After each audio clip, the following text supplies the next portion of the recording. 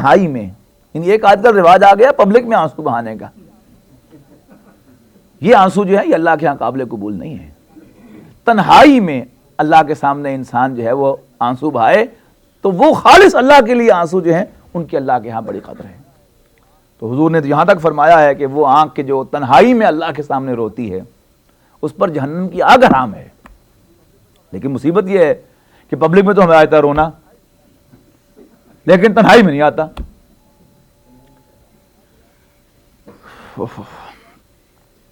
تو ارشاد ہوا، کون سی آیت تھی جی؟ ہاں انتم ہؤلاء جادلتم عنہم فی الحیات الدنیا فمن یجادل اللہ عنہم یوم القیامۃ ام من یکون علیہم وکیلا ومن یعمل سوءا او یظلم نفسہ ثم یستغفر اللہ یجد اللہ غفورا رحیما۔ اور جس نے کوئی برا عمل کیا ہو یا اپنے اوپر ظلم ڈھایا ہو پھر وہ اللہ سے استغفار کرے، اللہ سے بخشش مانگے، یجد اللہ غفورا رحیما، تو وہ اللہ کو بخشنے والا رحم فرمانے والا پائے گا۔ ومن یکسب اسما فانما یکسبہ علی نفسہ، اور جو کوئی برائی کرتا ہے، گناہ کا کام کرتا ہے تو اس کا وبال اسی پر آئے گا۔ وکان اللہ علیما حکیما، اور اللہ تعالیٰ علم والا حکمت والا ہے۔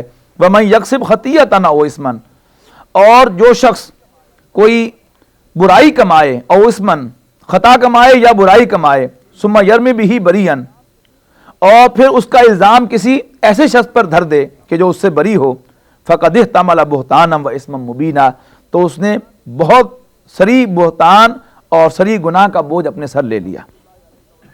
ولولا فضل اللہ علیک ورحمتہ، اور اگر اللہ کا فضل اور اس کی مہربانی تم پر نہ ہوتی، لہمت طائفۃ منہم ان یضلوک، تو ایک جماعت تم کو بہکانے کا قصد کر ہی چکی تھی۔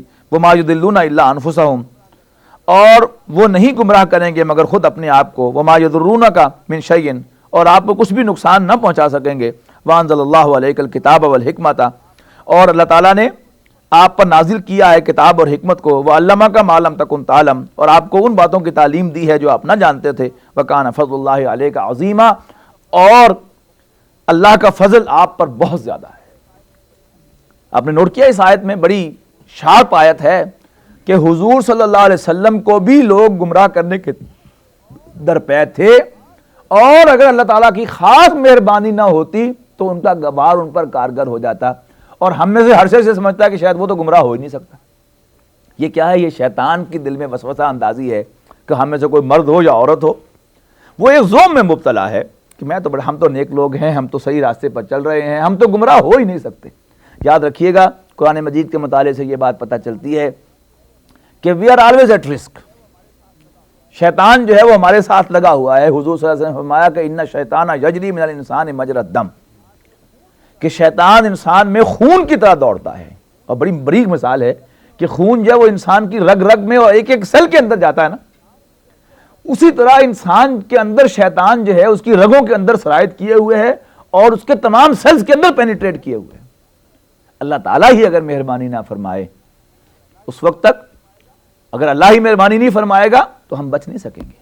ہاں اللہ تعالیٰ سے اس کی بخشش طلب کرتے رہنا چاہیے، اللہ تعالیٰ کی طرف سے ہدایت طلب کرتے رہنا چاہیے کہ یا اللہ ہمیں ہدایت پر قائم رکھ، ربنا لا تزغ قلوبنا بعد اذ ہدیتنا، اے رب ہمارے دلوں کو کج نہ کر، ہمارے دلوں کو ٹیڑھا نہ کر اس کے بعد کہ تو نے ہمیں ہدایت دے دی ہے۔ اور یاد رکھیے گا کل بھی اس کا ذکر آیا تھا، کل آیا تھا ایک اور حوالے سے، خواتین کے حوالے سے، کہ بڑی سے بڑی عورت جو ہے اس کو گمراہ کیا جا سکتا ہے، بڑے سے بڑا مرد بھی گمراہ ہو سکتا ہے۔ انشاءاللہ سورہ اعراف میں جا کر ہم بلعام باورا کا ذکر بھی پڑھیں گے کہ ایک بہت بڑا عالم بنی اسرائیل کا جس کو اللہ نے کتاب کا علم دیا تھا لیکن بہک گیا ایک عورت کے ہاتھ۔ تو بہکاوا جو ہے شیطان کا، کوئی بہت زیادہ آگے جائے گا تو ان سب باتوں سے بچ جائے گا تو شیطان اس کا ستیہ ناش کر دے گا، اس کے اندر عجب پیدا کر کے کہ میرے جیسا نیک آدمی پیدا نہیں ہوگا۔ تو ہدایت جو ہے اللہ تعالیٰ کی دین ہے، اس کے لیے اللہ تعالیٰ سے یہ مانگتے رہیں گے، یعنی اپنے آپ کو سمجھنا کہ تو مالک ہے، تو دینے والا ہے، میں تیرا محتاج ہوں۔ کسی انسان کے سامنے ہاتھ پھیلانا ذلت کی بات ہے، دیکھیے اللہ کے سامنے ہاتھ پھیلانا عزت کی بات ہے کہ یہ ایک سجدہ جسے تو گراں سمجھتا ہے 1000 سجدے سے دیتا ہے آدمی کو نجات۔ تو اللہ کے سامنے ہاتھ پھیلانا، اللہ کے سامنے مانگنا، اس میں خوشی محسوس کرنا، عظمت محسوس کرنا اس کے اندر کہ کشادہ دست کرم جب وہ بے نیاز کرے، نیاز مند نہ کیوں